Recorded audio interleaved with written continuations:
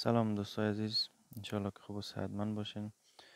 و در این ویدیو میخوایم که طرز استفاده از اپلیکیشن خیاط، وارد شدن به اپلیکیشن و تمام فانکشنالیتی هایی که ضرورت است شما بفهمین براتون به معرفی بگیرم.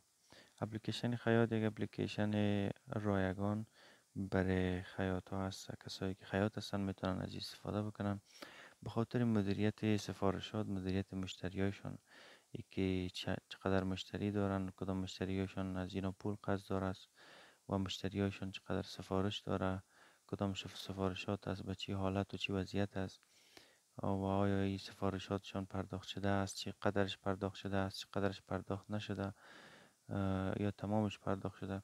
خلاصه ای که کار کاغذ و قلم دیگه از بین می رود در رابطه با خیاطی. تمام کاری که ضرورت شما در با استفاده از کتابچه خیاطیتان انجام میتین کلش در اینجا انجام شدنش انجام میشه. شما میتونین که مشتری را ایجاد بکنین، باری از سفارش ایجاد بکنین، اندازه قد اندامش رو بگیرین، ثبت بکنین و هر وقتی که اونا میاد مطابق با قد اندامش با اونا سفارششان رو میگیرین و یا که میتونین که دوباره همو اندازه شان رو اپدیت بکنین.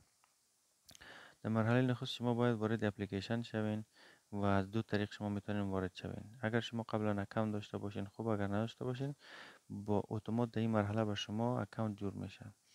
در این قسمت مرحله اول شما میتونین که از طریق یا از طریق شماره تلفن یا از طریق گوگل اکانتتان وارد شوین. اگر شما شماره تلفنتان میخواین وارد شوین، اینجا کشور بای دیفالت افغانستان انتخاب است. شما شماره تلفنتان بدون صفر میزنین، مثلا من شماره تلفن خودم میزنم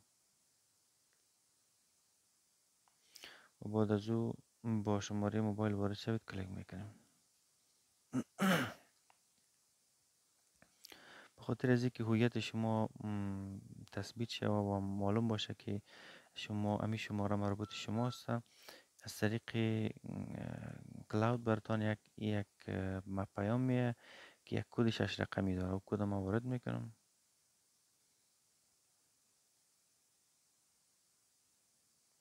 با مجرد که کد وارد میکنین این وریفای میشه و شما وارد اپلیکیشن میشین، اکانت شما اتوماتیک ساخته میشه. اما در این قسمت چون بار اول است که شما وارد اپلیکیشن میشین، بعضی موارد ضرورت است شما باید نام مکمل خودتان هم مثلا وارد بکنین. من نام خودم نوشته میکنم،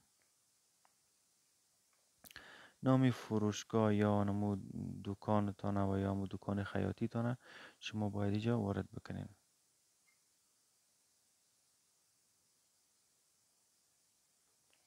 درست است؟ و آدرس هم شما باید اینجا وارد بکنین.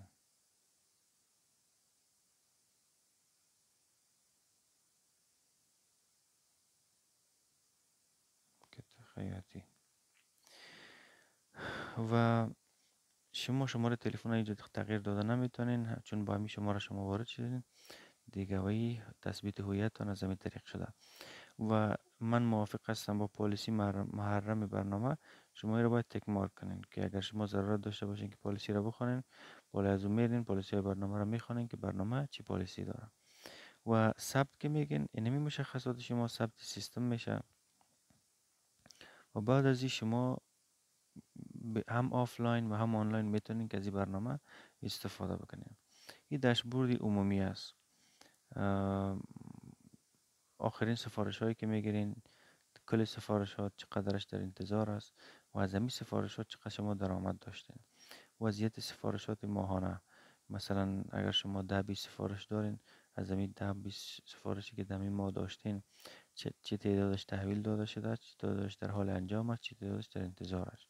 سفارشات اخیر در اینجا لیست میکنم، مرور مالی که در این ماه چقدر درآمد داشتین، چقدر پرداخت نشده و چقدر پرداخت شده. تحویل های آینده، مثلا کدام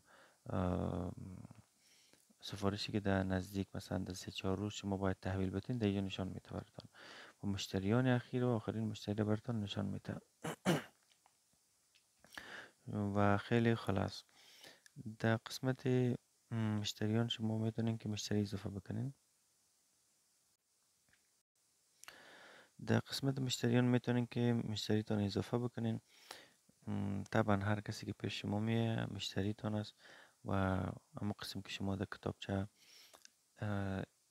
اسمش و مشخصاتش و قد و اندامش میرسونین، در اینجا هم شما باید کمو را برسونین. با بالای علامه جمع کلیک میکنین، شما اینجا مشخصات مشتریتان هم میرسونین. مثلا احمد، شماره تلفنش، آدرسش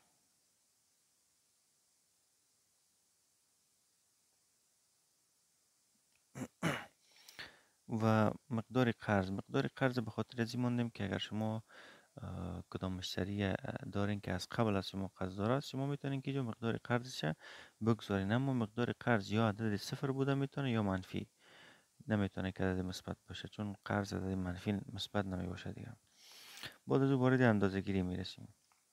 در قسمت اندازه گیری قد، آستین، شانه، یخن و گردن، طول دامن، کمر و طول شلوار که یا بلندی شلوار است، عرض پاچه، طول بازو، قفسه سینه و پایین تنه پشت، شما ایره وارد میکنین که اینا باز دمی ذخیره میشه. مثلا اگر یک کسی قدش خوبی ارقام مثال در نظر بگیرین، ارقام حقیقی نیست. اگر من چیزی که وارد میکنم دیگه باز اگر کدام ارقام اشتباه می باشه شما جدی در نظر نگیرین. مثلا اگر کسی قدش 58 باشه، آستینش نمیفهم که 8ش درست است یا نه. شانه اگر 12 باشه، یخن 15، طول دامن 19، کمر 25، طول شلوارم به می شکل 8،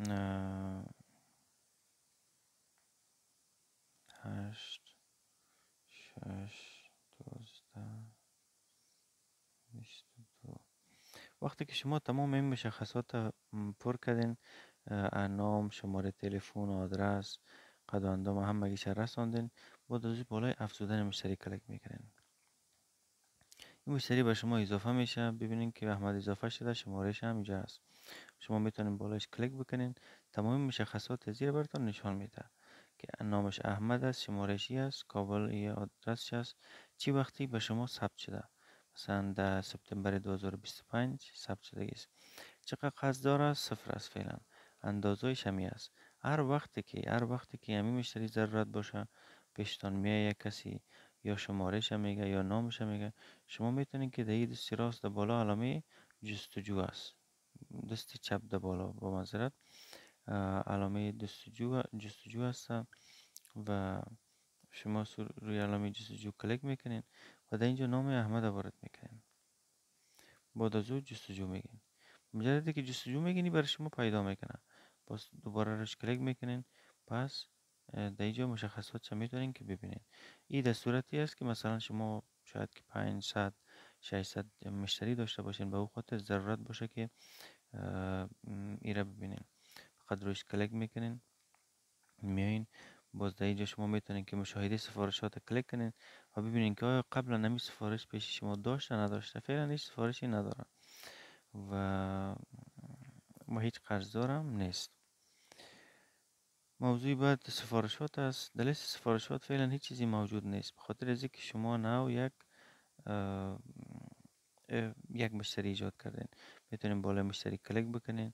یک کسی که میای مثلا تازه قد و اندامش برای شما میده، مشتری شما میشه. شما اول میایین مشتری ثبت میکنین، بعد از بالای افزودن سفارش کلیک میکنین. در قسمت افزودن سفارش این فرم به شما باز میشه. این سفارش وضعیت چه تعیین میکنین. همین وضعیت مثلا سفارش نو تازه گرفتین، در حالت انتظار میگیرین یا در حالت انجام میگیرین. درست است.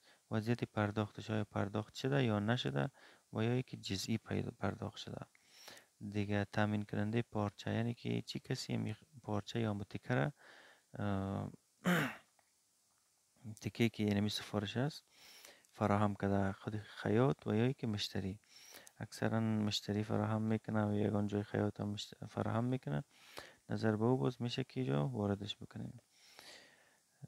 در این قسمت خو مشکل نیست. انشاءالله موضوع بعدیش جزئیات سفارش است. مثلا سفارش مبلغ کلش چقدر میشه، پیش پرداختش چقدر پرداخت میکنه، چند دانه است این سفارش، رنگش چی است، نوع پارچه یا تکش چی است، نوع یخنش، نوع آستینش، جیبش، موقعیت تکمه ها، جزئیات گلدوزی و دستورالعمل های ویژه و در اینجا هم تاریخ تحویلش انتخاب میشه که چی وقتی همی سفارش تحویل داده میشه. و در قسمت پایین اندازه ها که است، اونما اندازه های امی احمد است که ما قبلا در اوجا وارد کردیم، یعنی که اتوماتیک رو گرفته و اگر شما ضرورت باشه رو تغییر میدین. مثلا میبینین که نمی مثلا طول بازوی امی مثلا 6 نباشه، ای 8 باشه، درست است؟ این باید 8 باشه، 8 وارد میکنین در اینجا دیگه، بازی اندازه جدیده میگیره و این جزئیات سفارش ما میرسانیم. مثلا در مبلغ کل اگر یک کسی، اگر در مبلغ کل 500 بریم و مبلغ کل نمی یک سفارش 500 میشه، باید که 500 برسانیم و اگر پیش پرداخت مکمل میته ما 500 میرسانیم، اگر نمیته صفر میرسانیم و در وقتی که این را تغییر دادیم باز انجامش میتیم. در اینجا جزئیات سفارش ما وارد کردیم. شما مبلغ کل مثلا اگر 500 است، صفر به این معنا باید پیش پرداخت به این معنا که صفر که یعنی که چی پرداخت نشده. این پیش پرداخت یا باید صفر باشه یا ای که مثلا عددی باشه که کمتر از مبلغ کل باشه، چون یک کسی که 500 سفارشش هست نمیتونه که 600 پرداخت بکنه برای خود دیگه این حال اینجا ما میتونیم که 300 بگیریم، باز 200 افغانی همی احمد از شما قرضدار میشه. اما اگر صفر بونیم بازی 500 از شما قرضدار میشه. اگر هیچ کدام یعنی مثلا دستورالعمل ویژه اینا رو شما پر نکنین به این شکل میگه که این مورد ضروری است و شما باید گیره انجامش بدین. دستورالعمل ویژه مثلا میگیم که به شکل خاص دخته شود، درست است انشالله. و تاریخ تحویل انتخاب میکنین. برای تاریخ تحویل که کلیک بکنین مای فعلی را براتون میاره. شما تاریخ های گذشته را نمیتونین، تاریخ آینده را میتونین انتخاب کنین. مثلا امروز تاریخ 1 سپتامبر است، در نظر میگیریم که 2 3 4 5 تاریخ 6 میگیم همین تحویل باید انجام شود، تاییدش میکنیم. این حال شما ببینین که وضعیت سفارش ما چی است، در حال انجام است. پرداختش مثلا پرداخت میگیم نشده چون که صفر است، از 500 صفرش پرداخت شده یعنی هیچ است. یک عدد است، رنگش سیاه است، پارچهش نخی است، نوی یخنش راسته است، آستین کفدار است، دو جیب دارد، تکمه های ساده و گلدوزی هم ندارد و این اندازهش هم که یک شد تغییر دادیم اینجا ثبت میگیم.